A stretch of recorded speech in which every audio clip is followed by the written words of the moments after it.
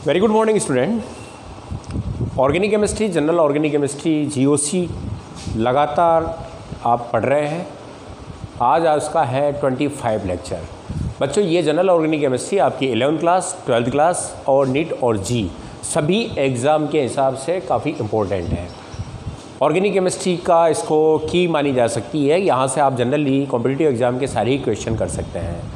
और general organic chemistry में हम पढ़ रहे थे रिएक्शन मैकेनिज्म, और रिएक्शन मैकेनिज्म के अंदर पढ़ रहे थे हम इलेक्ट्रॉनिक इफेक्ट ऑफ सब्स्टिट्यूट। प्रतिस्थापी समूहों का क्या प्रभाव होता है, इलेक्ट्रॉनिक डिस्प्लेसमेंट किस तरह से होता है, और जब इलेक्ट्रॉनिक डिस्प्लेसमेंट होता है तो उनकी प्रॉपर्टी किस तरह से चेंज होती है। इसमें इलेक्ट्रॉनिक इफेक्ट में पहला इफेक्ट इंडक्टिव इफेक्ट जो कि आपका परमानेंटली इफेक्ट होता है, उसके बारे में जस्ट प्रीवियस लेक्चर दिया था। आज जो पढ़ेंगे हम नेक्स्ट लेक्चर जो है, आज का जो लेक्चर है वो आपका नेक्स्ट टॉपिक, इसका नेक्स्ट इलेक्ट्रॉनिक इफेक्ट जो है वो है मेसोमेरी इफेक्ट, रेजोनेंस इफेक्ट जिसको कहा जाता है, उसके बारे में। बच्चों मैं इसको समझाऊं उसके पहले ये कहाँ इंपॉर्टेंट है, आपके किन क्वेश्चनों को सोल्व करेगा। कुछ क्वेश्चन मैंने बोर्ड पे लिखे हैं, इसके बारे में डिस्कस कर रहा हूँ मैं पहले आपसे। जैसे पहला आपको दिया गया 3 कार्बोनियम आयन दे रखे हैं, ठीक है ना, ये नंबर 1, नंबर 2, नंबर 3। अब यहाँ से आपके विभिन्न प्रकार के जो डिफरेंट टाइप के कार्बोनियम आयन है तो इनकी स्टेबिलिटी का ऑर्डर आपसे पूछा जाता है कि इनमें से स्टेबिलिटी का ऑर्डर सबसे ज़्यादा स्टेबल कौन है और कम स्टेबल कौन है, उसको ऑर्डर में आपको व्यवस्थित करना होता है। इसी तरह से जैसे एक और क्वेश्चन यहाँ पर ये है, इनके कार्बोनियम आयन जो दिए गए हैं इनकी स्टेबिलिटी को आप समझाइए। अगला क्वेश्चन जो यहाँ पर दिखा गया है कि कार्बोक्सिलिक एसिड और फिनॉल की एसिडिक नेचर के बारे में पूछा गया है, दोनों में से ज़्यादा एसिडिक कौन होगा और क्यों होगा। अगला क्वेश्चन है फिनॉल और एल्कोहल, इनमें ज़्यादा एसिडिक कौन है या ज़्यादा एसिडिक कह सकते हैं, या न्यूक्लियोफिलिक सब्स्टिट्यूशन के बारे में पूछा जा सकता है। क्वेश्चन चेंज हो जाएगा पर आंसर आपका वही रहेगा, रीजन वही है इनमें। इसी तरह से पिरिडीन दे रखा है, एनिलीन दे रखा है, ठीक है, और ये साइक्लिक एमीन दे रखा है, तो यहाँ पर इनकी बेसिक नेचर के बारे में आपसे पूछा गया कि इनमें सबसे ज़्यादा क्षारीय कौन होगा। और भी क्वेश्चन है जैसे आपका एनिलीन और प्राइमरी अमीन या जो एलिफेटिक अमीन होती है उनमें क्षारकता का क्रम क्या होगा। इसके अलावा जैसे आपका पैरानाइट्रोफिनॉल है, ऑर्थोनाइट्रोफिनॉल है, इनमें ज़्यादा एसिडिक कौन है या गलनांक क्वथनांक किसके ज़्यादा है। तो कंपाउंड्स की एसिडिक बेसिक नेचर एक चीज़ ये, स्टेबिलिटी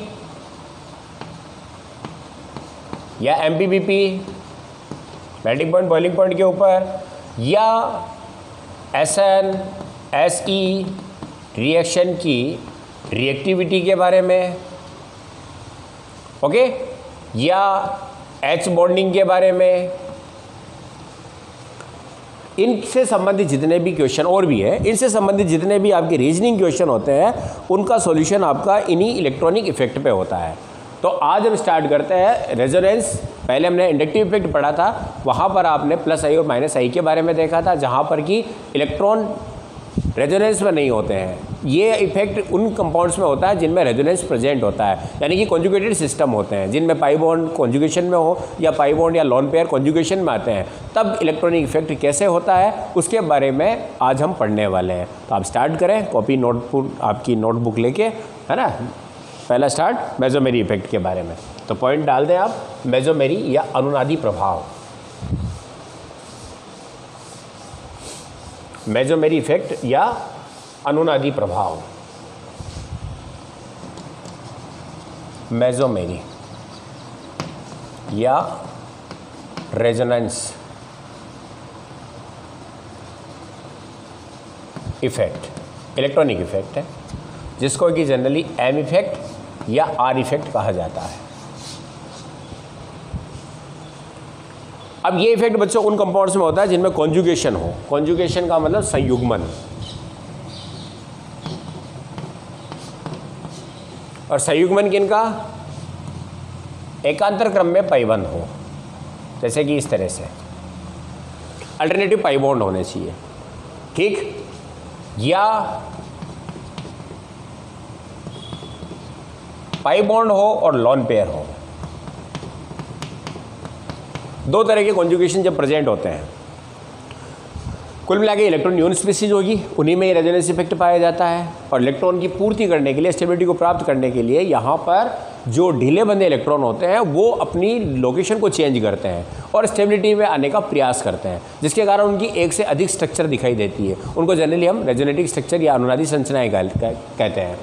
तो जब दो कंडीशन हो, पाई बॉन्ड और लॉन पेयर कॉन्जुगेशन में हो या पाई बॉन्ड कॉन्जुगेशन में हो, जब ऐसी स्थिति आती है तो ये इफेक्ट प्रेजेंट हो जाता है, मेसोमेरी इफेक्ट या रेजोनेटिव इफेक्ट प्रेजेंट हो जाता है।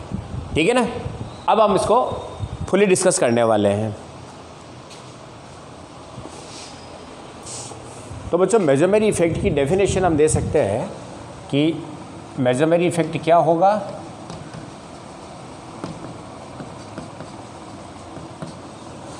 डेफिनेशन आप नोट कर लें, किसी संयुग्मित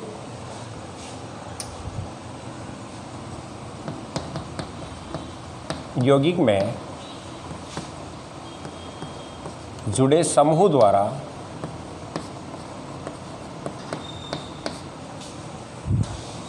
पाई या लोन पेयर अबंधी इलेक्ट्रॉन का विस्थानीकृत होकर डीलोकेलाइज होना,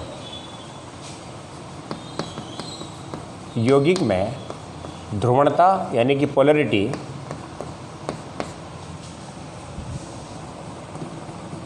उत्पन्न करना,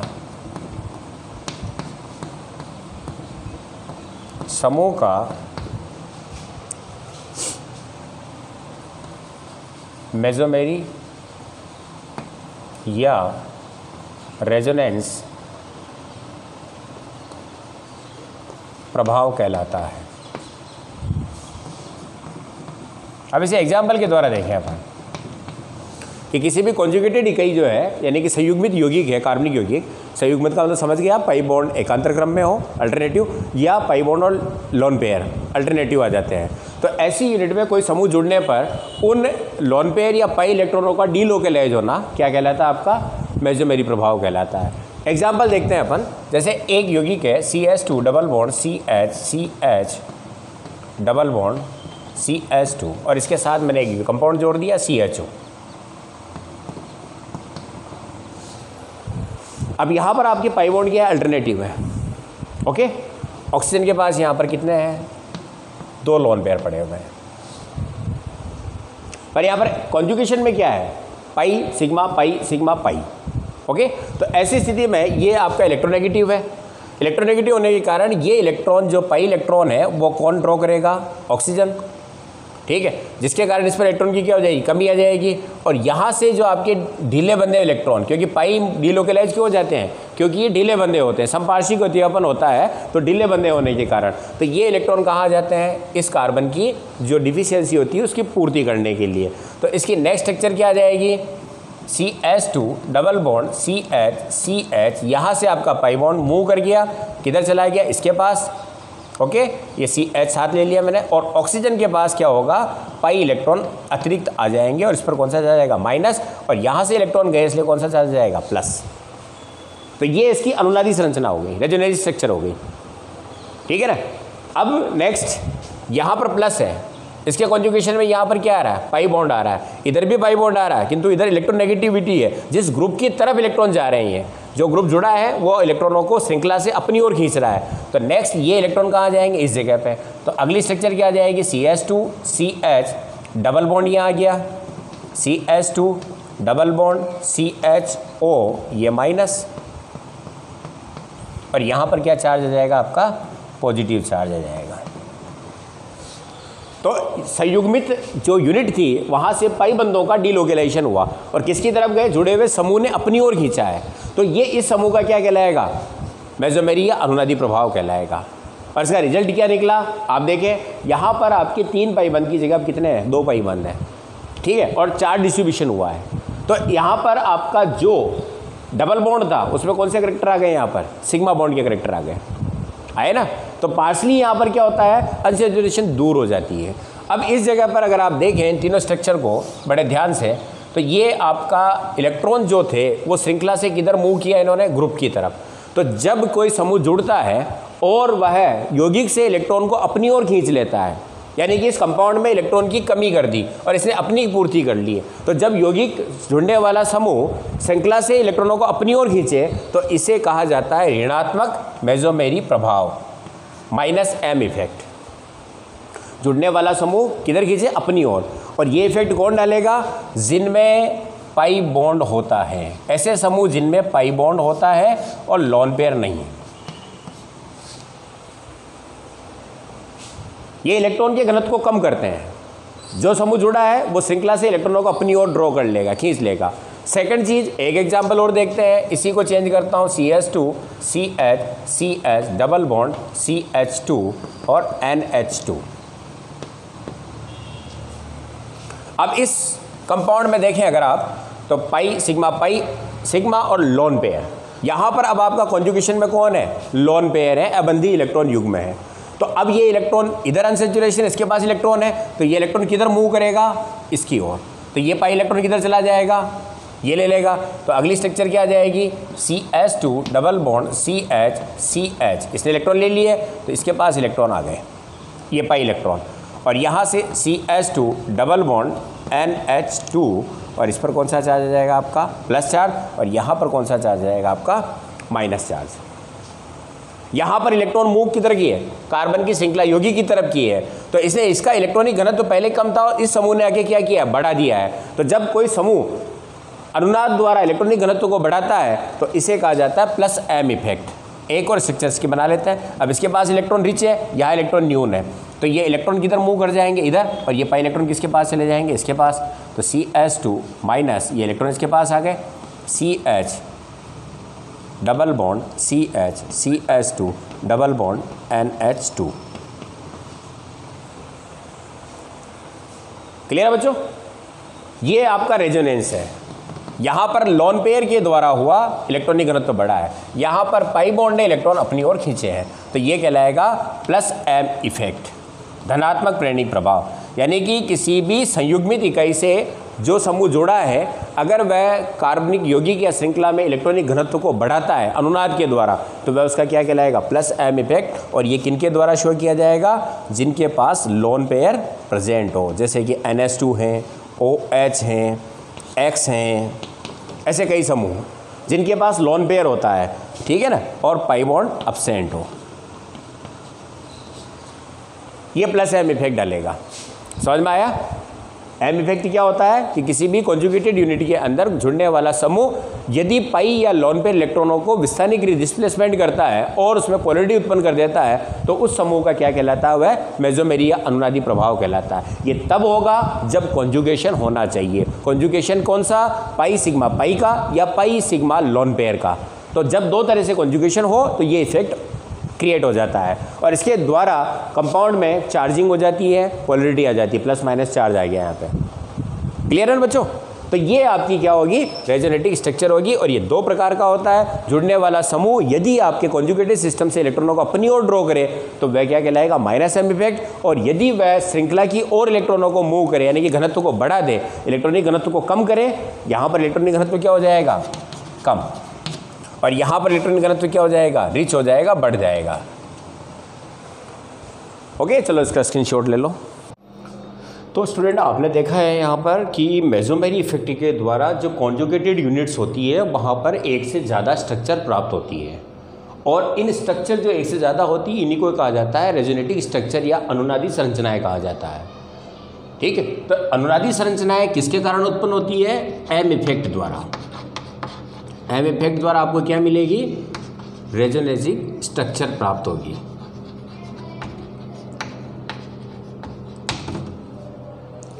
अब रेजोनेटिक स्ट्रक्चर जो होती है उसका आइडेंटिफिकेशन किस तरह से किया जाएगी, ये रेजोनेंस है इसमें, ठीक है ना।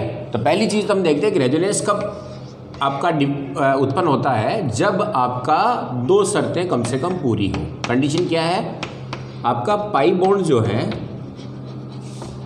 वो कॉन्जुगेशन में होना चाहिए, पाई बॉन्ड कॉन्जुगेशन में हो, पहली चीज़।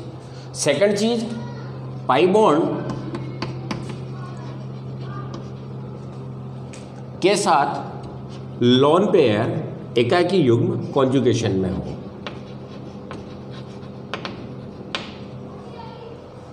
तीसरी कंडीशन और है, पाई बॉन्ड के साथ कोई प्लस आवेश, प्लस चार्ज कॉन्जुगेशन में हो। चौथी चीज है कि पाई बॉन्ड के साथ कोई अयुग्मित इलेक्ट्रॉन कॉन्जुगेशन में हो। इन सभी जगह पर क्या होगा, आपका अनुनादी संरचनाएं मिलेगी, यानी कि रेजोनेंस इफेक्ट होगा और उससे कई सारी संरचनाएं प्राप्त होती है। अब इनके रेजोनेंस को देखें, एग्जांपल नंबर 1 को, कि जब पाई बॉन्ड कॉन्जुगेशन में हो, CH2 double bond CH CH double bond CH2 1,3 butadiene. Okay, इसके अंदर आपका पाई बॉन्ड पहला कंडीशन नहीं है, पाई बॉन्ड कॉन्जुगेशन में है। आप यहाँ देखें कि जब पाई बॉन्ड कॉन्जुगेशन में होता है तो पाई इलेक्ट्रॉन एक दूसरे की ओर मूव करते हैं। ये पाई इलेक्ट्रॉन इधर मूव करेगा, ये पाई इलेक्ट्रॉन इधर मूव करेगा। तो इसके द्वारा जो आपको स्ट्रक्चर मिलेगी, जैसे पहला वाला है तो CH2, यहाँ पर CH double bond CH CH2। Okay, आपका पाई बॉन्ड इधर आ गया तो इस पर कौन सा चार्ज इधर आया, मूव किया तो इस पर माइनस चार्ज आएगा, इलेक्ट्रॉन पेयर इसके पास होगा, यहाँ पर कौन सा चार्ज आएगा, प्लस चार्ज। सेकंड कंडीशन आप देखें एक और, अगर मूव इधर करें तो CH2 इस पर माइनस चार्ज आ जाएगा, CH double bond CH CH2 plus. अब ये तीनों स्ट्रक्चर क्या है, इसकी रेजोनेटिक स्ट्रक्चर है। पहला केस जब पाई बॉन्ड कॉन्जुगेशन में हो, ठीक है ना, ये कब है, जब पाई इलेक्ट्रॉन कॉन्जुगेशन में है, तो आपका रेजोनेटिक स्ट्रक्चर इस तरह से प्राप्त होगी। सेकंड कंडीशन देखते हैं, कंडीशन नंबर 2, जब पाई बॉन्ड और लॉन पेयर कॉन्जुगेशन में हो, जैसे कि CH2 डबल बॉन्ड CH2 और ये आपका NH2 है और इसके पास क्या है, आपका लॉन पेयर है। यहाँ पर जब पाई बॉन्ड कॉन्जुगेशन में होते हैं तो पाई इलेक्ट्रॉन एक दूसरे की ओर मूव करते हैं, लेकिन जब लॉन पेयर होता है तो लॉन पेयर के इलेक्ट्रॉन सदैव की तरफ मूव करेंगे, पाई की ओर मूव करेंगे। ठीक है ना, इलेक्ट्रॉन खींचने की ताकत सबसे पहले पॉजिटिव की होती है, फिर पाई बॉन्ड की होती है और फिर आपका उसके बाद लॉन पेयर जो है वो हमेशा अपोजिट डायरेक्शन में चलेगा, क्योंकि ये आपका सीरीज की ओर जा रहा है। तो यहाँ पर ये जो इफेक्ट है आपका जनरली कौन सा होगा, प्लस M इफेक्ट होगा। ठीक है ना, जब आपका इस तरह का कॉन्जुगेशन हो तो कौन सा इफेक्ट होता है, प्लस M इफेक्ट होता है। अब आप देखें इलेक्ट्रॉन मूव करेगा तो इधर हो गया आपका CH2, ये CH double bond NH2। Okay, यहां पर आपका एक CH, सॉरी। अब आप देखें इलेक्ट्रॉन किधर मूव करके इधर, तो इस पर कौन सा चार्ज आ गया, नेगेटिव चार्ज। यहां पर चार्ज क्या होगा आपका, नेगेटिव, और इस पर कौन सा चार्ज आ जाएगा, पॉजिटिव चार्ज। तो ये एक दूसरे की क्या हो जाएगी, रेजोनेटिक स्ट्रक्चर हो जाएगी। क्लियर है। तो सेकंड, जब पाई बॉन्ड हो तो यहां पर इलेक्ट्रॉन एक दूसरे की ओर मूव करते हैं, पाई इलेक्ट्रॉन। जब पाई और LP हो तो LP के इलेक्ट्रॉन किधर मूव करेंगे, पाई की ओर। अब तीसरा कंडीशन है, जब पाई के साथ कोई पॉजिटिव आयन हो, जैसे अपन कार्बोकेटाइन की बात करते हैं। ठीक है ना, आप इसका स्क्रीनशॉट साथ साथ ले लें। थर्ड एग्जांपल बता रहा हूं मैं, ले लिया आपने। ओके, अब आप थर्ड स्टेज देखें। जब पाई के साथ कौन हो, पाई के साथ पॉजिटिव चार्ज कॉन्जुगेशन में है। For example CH3 CH2 sorry double bond CH CH2 और ये आपका प्लस चार्ज। तो अब यहाँ पर इलेक्ट्रॉन किधर मूव करने वाले हैं, तो पॉजिटिव इलेक्ट्रॉन को खींचेगा तो इलेक्ट्रॉन मूव करेगा इधर। ठीक, तो इसकी रेजोनेटिक स्ट्रक्चर क्या हो जाएगी आपकी, जब इलेक्ट्रॉन इधर मूव किया तो पाई बॉन्ड यहाँ आ जाएगा, तो CH3 CH। ओके, यहाँ पर हो गया आपका CH डबल बॉन्ड CH2 और यहाँ पर क्या आ गया आपका पॉजिटिव चार्ज। तो ये एक दूसरे की क्या हो जाएगी, रेजोनेटिक स्ट्रक्चर हो जाती है। क्लियर। अब आप चौथा एग्जांपल देखें, जब पाई के साथ कौन हो, अयुग्मित electron. For example free radical की बात करते हैं, CH3 CH CH2 free radical है। ओके, और यहां पर आपका क्या है, पाई बॉन्ड है। तो यहां पर भी इलेक्ट्रॉन किधर मूव करेगा, पाई बॉन्ड के जो इलेक्ट्रॉन है तो इलेक्ट्रॉन को किधर मूव करेंगे, पाई की ओर, यानी कि इलेक्ट्रॉन मूव टू पाई। तो इसकी अगली स्ट्रक्चर क्या आ जाएगी, इलेक्ट्रॉन उधर चला गया तो CS2 फ्री रेडिकल का एक इलेक्ट्रॉन यहाँ आ गया और ये CS डबल बॉन्ड CS2, ये एक दूसरे की क्या हो जाएगी, अनुनादी संरचनाएं हो जाएगी। तो अनुनाद कब होता है, तो पहली चीज़ कॉन्जुगेशन होना चाहिए। और कॉन्जुगेशन किन बातों का हो सकता है, ये 4 बातें मैंने आपको बताई। कॉन्जुगेशन इस तरह से होगा, ओके। यहाँ पर लोन पेयर हो सकता है, कोई नेगेटिव भी हो सकता है।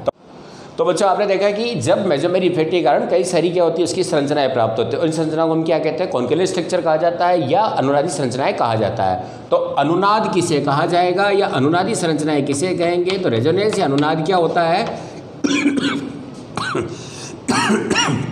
जब किसी यौगिक या आयन की एक से अधिक संरचनाएं संभव हो,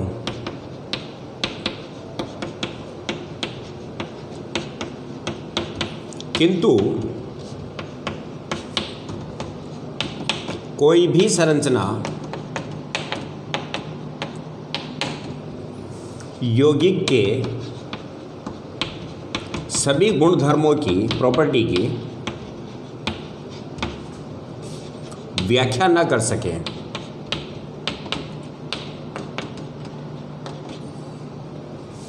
किंतु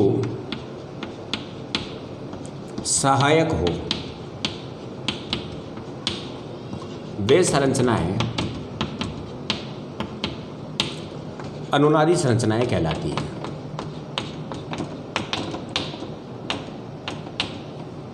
ठीक है, ये इसकी डेफिनेशन हो जाती है कि आपको इतनी सारी संरचनाएं मिलेगी, लेकिन कोई भी संरचना उसके सभी गुणों को नहीं बता सकती है, लेकिन आप उसके गुणधर्मों को बताने में सहायक जरूर है। और वास्तविक संरचना उन सभी संरचनाओं का मध्यवर्ती होती है। तो वास्तविक संरचनाएं जो मध्यवर्ती होती है उसे कहा जाता है अनुनादी संकर। अनुनादी संकर। जैसे आप किसी भी स्ट्रक्चर को देखें, एक एग्जाम्पल ले रहा हूं मैं, जैसे यहां पर ही है,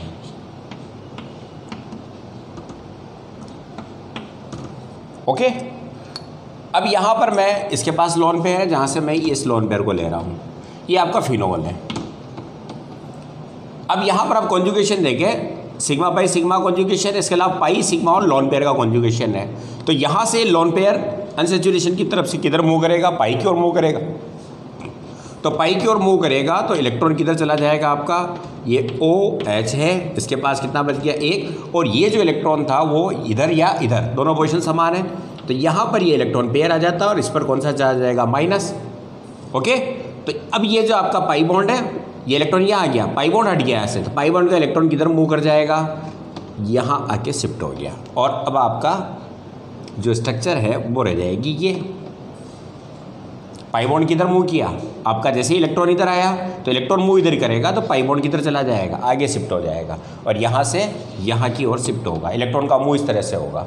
अब मूव वापस देखें इसका, इसके पास इलेक्ट्रॉन यहाँ पर अनसैचुरेशन है, तो अगला मूव किधर चला जाएगा, ये यहाँ से यहाँ आएगा। यानी कि जो आपका लोन पेयर था वो कहाँ से कहाँ आएगा, इस जगह पर आ जाएगा, पैरा पोजीशन पर। और यहाँ पर क्या चार्ज आ जाएगा, माइनस चार्ज। और आपकी जो स्ट्रक्चर है वो OH, इसके पास एक लोन पेयर है, यहाँ पर आपका क्या रह गया, पाई बॉन्ड, और यहाँ पर क्या रह गया आपका पाई बॉन्ड। अनुनाद में आप ध्यान रखें कि अगर वैलेंसी कंप्लीट कर लेते हैं तो वैसे आपको चार्ज का पता चल जाता है, वैसे मूवमेंट है ये।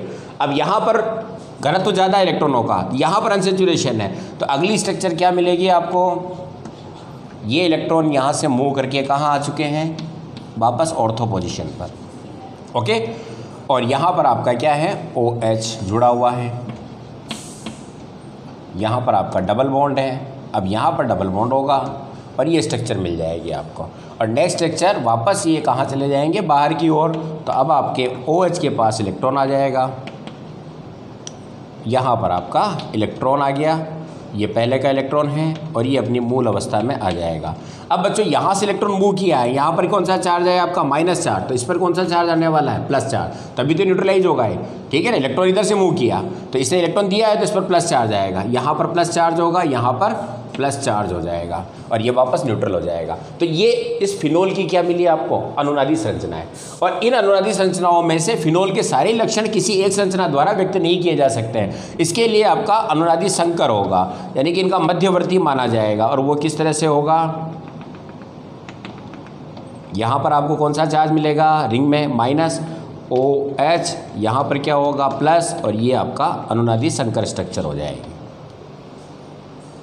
अब आप देखें यहाँ पर अनुनादी संरचनाओं की विशेषताएं क्या होती है। नंबर 1, तत्वों की संख्या समान होगी। किसी भी संरचना को आप देख लें, एलिमेंट वही रहने चाहिए, एलिमेंट नहीं बदलेंगे, तत्वों की संख्या, नंबर ऑफ एलिमेंट वही रहने वाले हैं। नंबर 2, बंधित बॉन्डिंग पेयर व अबंधित इलेक्ट्रॉन की संख्या समान होगी। जितने बॉन्डिंग पेयर है और जितने नॉन बॉन्डिंग पेयर है वो बराबर होंगे, आप कहीं पर भी चेक कर लें। ठीक। तीसरी कंडीशन, चार्ज आवेश सभी का समान होगा। सभी जगह न्यूट्रल था, सभी न्यूट्रल है, प्लस माइनस न्यूट्रल। आवेशों का वितरण होगा केवल, लेकिन आवेश यहाँ पर क्या होगा आपका, समान होगा। चौथी चीज, सभी संरचनाएं एक ही तल पर होगी।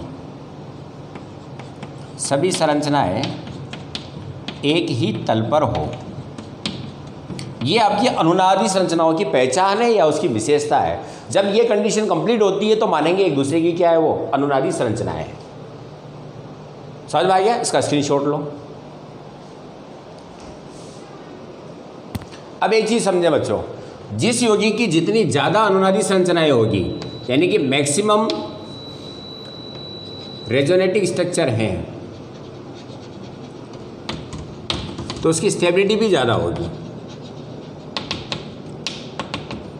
और उसकी रेजोनेटिक एनर्जी जो है, अनुनादी ऊर्जा भी ज़्यादा होती है। अब अनुनादी ऊर्जा क्या होती है, तो किसी भी कंपाउंड की प्रायोगिक ऊर्जा और सैद्धांतिक ऊर्जा जो परिकलन की जाती है हाइड्रोजनीकरण के बेस पर, हाइड्रोजनीकरण के बेस पर क्या की जाती है, उसकी प्रायोगिक और सैद्धांतिक ऊर्जा का जो अंतर आता है वही अनुनादी ऊर्जा कहलाती है। यानी कि रेजोनेटिक एनर्जी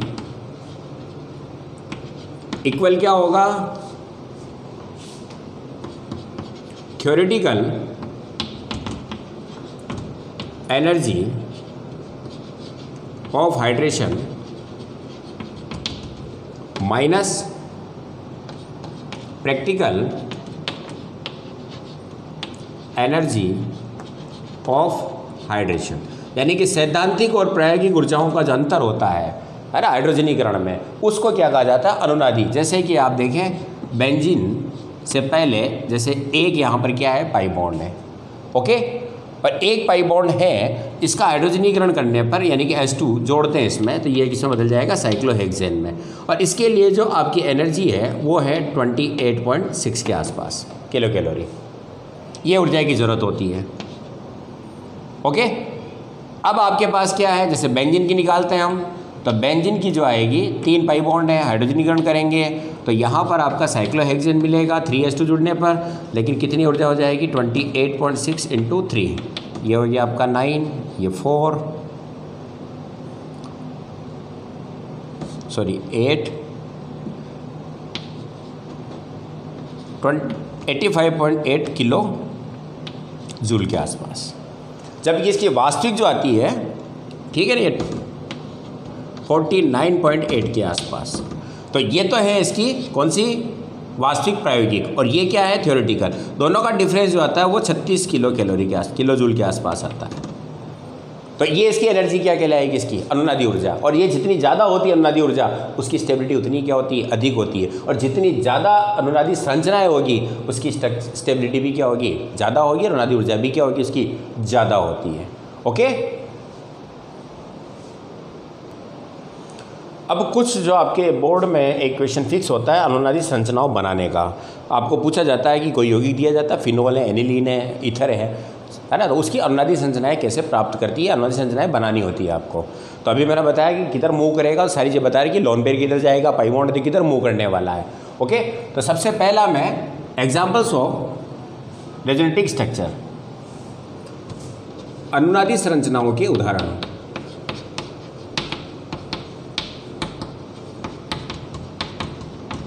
ये आपके बोर्ड के अंदर एक सीधा क्वेश्चन होता है, कोई भी कंपाउंड दिया जाता है उसकी आपको रेजोनेटिव स्ट्रक्चर बनानी पड़ती है, ठीक है ना। तो आसान सा क्वेश्चन है, जैसे पहला उदाहरण ले रहा हूं मैं फिनोल का। ओके, फिनोल के बजाय अपन ले लेते हैं क्लोरोबेंजीन। तो चलो क्लोरोबेंजीन ले लिया मैंने, ये आपका Cl है। सबसे पहले आप इलेक्ट्रॉन देख लें, यहाँ पर क्लोरीन के पास कितने इलेक्ट्रॉन होते हैं, 6 इलेक्ट्रॉन। ओके, और यहाँ पर क्या होगा आपका पाई बॉन्ड, ये है आपका chlorobenzene. Condition, pi bond conjugation में है, लोन पेयर और पाई बॉन्ड भी क्या है, कॉन्जुगेशन में है। तो यहाँ पर आपका अनुनादी संरचना जो मिलेगी, तो आपका जो बाहर क्लोरीन के पास जो पेयर पड़ा हुआ है, तो लोन पेयर की तरफ मूव करता है पाई बॉन्ड की ओर। मैंने बताया ना, जब अनुनाद होता है तो क्या होता है, लोन पेयर की तरफ मूव करेगा पाई की ओर, तो लोन पेयर पाई की ओर मूव करेगा। ओके, तो पाई बॉन्ड की ओर जैसे मूव करेगा, तो यहाँ पर आपकी स्ट्रक्चर जो मिलेगी, ये आपका बेंजीन, इस पाई बॉन्ड को इलेक्ट्रॉन मिल चुका है। ओके, चलो मैं इसको समझने के लिए इधर बना देता हूँ, कोई फ़र्क नहीं पड़ता क्योंकि ये सारे अनुनाद में है, दोनों जगह है। यहाँ पर आपको इलेक्ट्रॉन जाते, पाई बॉन्ड हट जाएगा। पाई बॉन्ड हटा है तो क्लोरीन के पास तो कितने इलेक्ट्रॉन बच रहे हैं, 4, और 2 पेयर अंदर चले गए, 1 पेयर, तो इस पर कौन सा चार्ज आ जाएगा, पॉजिटिव चार्ज। और यहाँ पर क्या मिलेगा आपको, लोन पेयर, तो यहाँ पर क्या चार्ज आ जाएगा, नेगेटिव। अब आपका पाई बॉन्ड शिफ्ट करके किधर चला गया, नेक्स्ट आगे, तो यहाँ पर आपकी स्ट्रक्चर में पाई बॉन्ड कहाँ जाएगा, ये और ये इसकी अनुनादी संरचना हो गई। अब यहाँ का पाई बॉन्ड वापस क्या करेगा, इलेक्ट्रॉन को खींचेगा अपनी ओर, तो यहाँ से नेक्स्ट स्ट्रक्चर क्या मिलेगी आपको, Cl, यहाँ पर आपका क्या आ जाएगा, इलेक्ट्रॉन। ओके, और अब आपका यहाँ रह गया माइनस चार्ज और पाई इलेक्ट्रॉन यहाँ बन जाएगा पाई बॉन्ड, ठीक। सॉरी, एक पाई बॉन्ड यहाँ गायब है, ये पाई बॉन्ड और ये आपका पाई बॉन्ड, और यहाँ पर क्या चार्ज है आपका, प्लस चार्ज, पॉजिटिव चार्ज। अगली structure, next pi bond move कर जाएगा एक इधर आगे, तो इधर मूव करेगा तो क्योंकि लोन पेयर पाई की ओर मूव करता है, यहाँ पर आपका Cl पॉजिटिव चार्ज है, यहाँ पर आपका क्या आ जाएगा, नेगेटिव, और अब आपका पाई बॉन्ड कहाँ रह जाएगा, यहाँ और यहाँ, और नेक्स्ट कहाँ चला जाएगा, प्लस की ओर। तो अगली स्ट्रक्चर क्या आ जाएगी आपकी, Cl, इसके पास वापस इलेक्ट्रॉन आ चुका है, ये वाला, ठीक। और बाकी आपकी नॉर्मल स्ट्रक्चर आ जाएगी जो इसकी थी। तो ये इस क्लोरोबेंजीन की क्या हो जाएगी, अनुनादी संरचनाएं हो जाएगी। आप सभी संरचनाओं को ध्यान से देखें, वही चार्ज है, वही एलिमेंट है, वही बंधी इलेक्ट्रॉन पेयर और नॉन बॉन्डिंग इलेक्ट्रॉन पेयर मौजूद है। इसी तरह से आप फिनोल की बना सकते हैं, OH रहेगा केवल, यहाँ पर ऑक्सीजन से इलेक्ट्रॉन कहाँ चला जाएगा, मूव कर जाएगा अंदर की ओर। सेकंड स्ट्रक्चर ले रहा हूँ जो इंपॉर्टेंट स्ट्रक्चर है फिनॉक्साइड आयन की, ये आपका O है, इसके पास इलेक्ट्रॉन मौजूद होंगे, ऑक्सीजन के पास माइनस आयन है फिनॉक्साइड आयन, तो ये कितने इलेक्ट्रॉन रखेगा यहाँ पर, 6 इलेक्ट्रॉन, और बाकी अंदर की ओर क्या है आपके, पाई इलेक्ट्रॉन। ओके, ये फिनॉक्साइड आयन। अब माइनस चार्ज या जो आपका लोन पेयर है वो किधर मूव करता है, पाई की ओर, तो पाई बॉन्ड की ओर मूव करेगा, तो इलेक्ट्रॉन किधर आ जाएगा आपका, अंदर की तरफ। जब अंदर की तरफ आता है तो ये भी कौन सा इफेक्ट है, प्लस एम, और ये भी कौन सा होगा, प्लस एम इफेक्ट, क्योंकि ये श्रृंखला की ओर इलेक्ट्रॉन ग्रुप जो है वो वहाँ इलेक्ट्रॉन डोनेटिंग है यहाँ पर। ओके, अब इसकी स्ट्रक्चर जो आएगी, पहली स्ट्रक्चर हम कहाँ लगा देंगे माइनस को, ऑर्थो पोजीशन पर, तो यहाँ पर आपका इलेक्ट्रॉन पेयर आ जाएगा। ऑक्सीजन के पास से इलेक्ट्रॉन चला गया है, तो ऑक्सीजन की पोजीशन क्या मिलेगी आपको, ये, और चूंकि इस इलेक्ट्रॉन दे दिया है तो माइनस हट जाएगा यहाँ पर, माइनस कहाँ आ गया, अंदर। अब पाई इलेक्ट्रॉन की पोजीशन देखें तो पाई इलेक्ट्रॉन यहाँ, यहाँ और कहाँ रह जाएगा, यहाँ।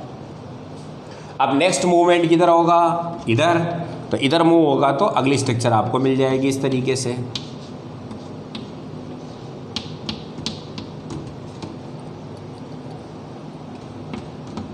ये आपकी स्ट्रक्चर होगी, और माइनस कहाँ आ जाएगा आपका, इस जगह पर आ जाएगा। ओके, और पाई बॉन्ड कहाँ चले जाएंगे आपके, यहाँ और यहाँ।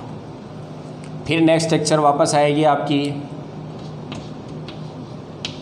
ये वाली, और ये इलेक्ट्रॉन कहाँ चले जाएंगे मूव करते हुए वापस इस जगह पे, तो यहाँ क्या जाएगा आपका माइनस चार्ज, ठीक है। और यहाँ आपका मिलेगा पाई बॉन्ड और यहाँ होगा ऑक्सीजन और इसके पास जो इलेक्ट्रॉन होंगे वो होंगे कितने 4 और आपके पाई बॉन्ड हो जाएंगे यहाँ पर। तो ये इसकी अनुनादी संरचनाएं प्राप्त होगी और लास्ट वापस आपकी मूल चीज़ में आ जाएगा जहाँ से था। तो ये ऑक्सीजन और ये इलेक्ट्रॉन इसके पास है और ये आपके पाई बॉन्ड यहाँ रहेगा। तो ये सारी इसकी क्या है रेजोनेटिक स्ट्रक्चर, समझ में आया। ये प्लस एम प्रभाव के लिए। अब आप देखें तीसरा उदाहरण, जैसे मैं ले रहा हूँ बेंजल्डिहाइड का। ये आपका बेंजल्डिहाइड,